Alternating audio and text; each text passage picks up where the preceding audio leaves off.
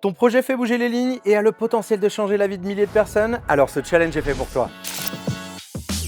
Pour la 5e année consécutive, le challenge inclusion d'Apicil est de retour. Un appel à projet pour soutenir celles et ceux qui rendent notre société plus juste, plus humaine, mais surtout plus inclusive. Et regardez tous ces talents qui ont contribué au succès du challenge. Je suis Jessica Baba, je suis la fondatrice de l'association Léa. Je m'appelle Léa Terrassin et je suis la cofondatrice de l'Adaptelier. Guillaume Bonazzi, je suis psychiatre au CESAD Évahi. Ces trois-là ont une chose en commun, c'est leur goût des autres et leur sens de la solidarité. Je leur ai demandé à tous les trois pourquoi ils ont créé leur initiative. L'association Léa, elle est née d'une situation personnelle. Lorsque nos enfants sont nés très prématurés avec mon mari, on s'est rendu compte en discutant avec d'autres parents que quelle que soit la maladie ou le handicap des enfants, les difficultés étaient toutes les mêmes. Face à toutes ces démarches déshumanisantes, alors on s'est dit autant accompagner ces parents de A à Z. Et c'est comme ça qu'on a décidé de modifier l'association qui était tous derrière Léa en Léa.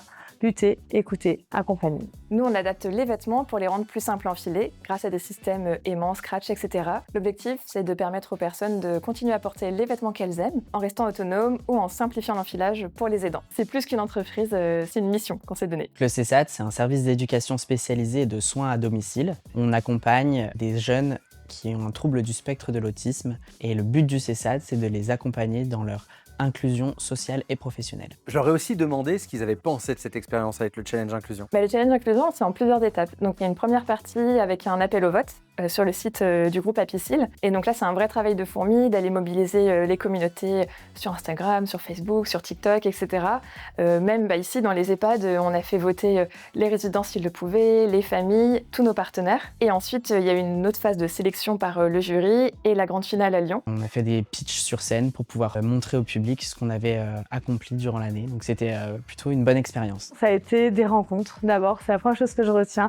Un jury engagé, un groupe, le groupe Apicil et leurs collaboratrices et collaborateurs hyper investis, hyper engagés à nos côtés. Et puis ensuite, c'est une dotation financière qui nous a permis, bien entendu, de développer notre dispositif de la boîte à outils des aidants. Mais c'est aussi une crédibilité. Alors pourquoi tu avais postulé? Avec le challenge inclusion, c'est une longue histoire, puisqu'on avait déjà postulé l'année d'avant. Malheureusement, on était encore trop petite, donc on n'est pas allé jusqu'au bout. On est revenu plus armés, avec déjà une belle communauté sur les réseaux sociaux et vraiment l'envie d'aller au bout. Apicil, j'ai l'impression, partage ces mêmes valeurs et donc c'est très important pour nous d'avoir des partenaires qui nous accompagnent là-dedans et avec qui on partage ces valeurs d'inclusion. Et puis on a une communauté en or, on va les investir à fond, ça va leur plaire, ça va nous plaire. Allez, on y va, on fonce. Mais alors, qu'est-ce que le challenge inclusion leur a apporté? Du coup, le challenge inclusion, ça nous a tout d'abord apporté une dotation de 10 000 €. Et ça a un impact considérable quand on est une jeune entreprise avec 1 an d'existence. Il nous a permis de financer le nouveau projet culturel de l'année 2025, un spectacle de danse. 6 jeunes autistes ont pu apprendre à danser et à créer des effets numériques. Ça nous a permis de déployer davantage de partenariats à l'échelle régionale, nationale, ou d'investir aussi dans nos bureaux, notamment avec des machines, etc. Et ensuite, grâce au groupe Apicil, on a eu une belle couverture médiatique avec des interviews, là encore, à différentes échelles. Donc ça a eu un bel impact en termes de visibilité.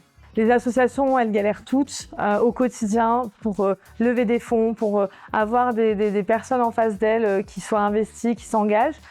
Pour nous, ça a été vraiment un vrai booster, un vrai moteur pour nous permettre d'avancer. Et j'ai adoré, j'aimerais tellement le revivre encore. Et alors, ça fait quoi de recevoir ce prix? On a été très contents de recevoir le prix. Pour nous, ça a des implications concrètes. On a su qu'on allait pouvoir poursuivre l'année d'après et proposer un nouveau projet culturel aux jeunes qu'on accompagne. C'est pas juste, tu viens, on te remet un prix et au revoir. C'est vraiment un accompagnement sur du long terme et un investissement, une bienveillance envers nos équipes, nos actions, nos familles.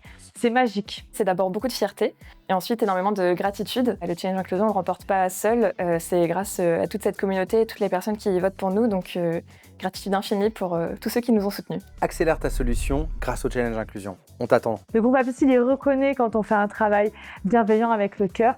Il n'y a aucun projet qui est trop petit du moment qu'il est fait avec le cœur. Postulez!